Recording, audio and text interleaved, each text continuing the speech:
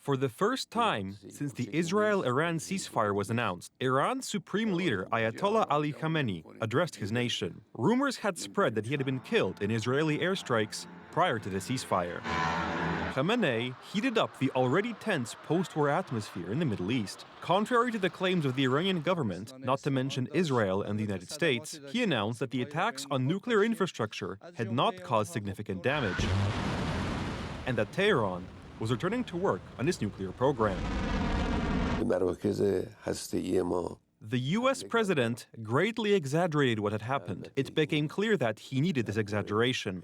Everyone who heard these words understood that beneath the surface of these remarks lay another, deeper truth. They could do nothing.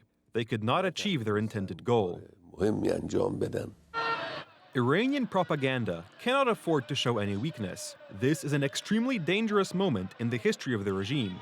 Admitting defeat would be a death sentence for the country's leaders, which is why the 12-day war is presented by Tehran as a great victory for Iran.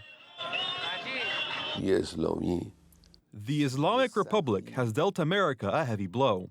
It attacked one of the key American bases in the region, the Al Udeid Air Base, and caused damage. The same people who exaggerated in the previous case tried to downplay this one, saying that nothing had happened.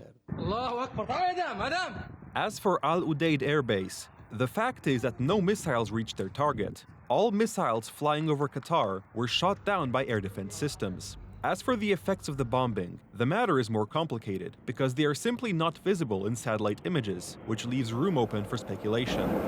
Just 24 hours after the end of the US mission in Iran, the media in the United States, those hostile to Trump, began to spread information about an alleged preliminary Pentagon report, which allegedly said that the bombing had not caused any serious damage.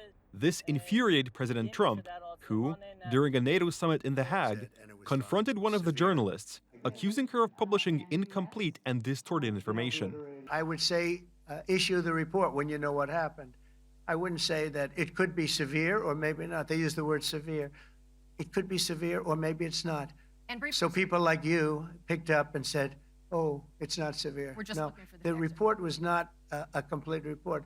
Yeah, the message was probably wait till you know the answer before you go ahead. The Pentagon and the White House accused journalists of spreading false rumors for political reasons. All the more so because this narrative was immediately picked up by the United States' adversaries in the Middle East. They don't care what the troops think. They don't care what the world thinks.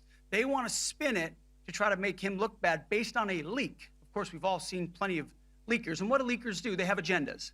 And what do? Do they share the whole information or just the part that they want to introduce? According to the Pentagon, the preliminary report was based on visual data, which cannot be properly confirmed. Unlike a normal surface bomb, you won't see an impact crater, because they're designed to deeply bury and then function. I know there's been a lot of questions about that.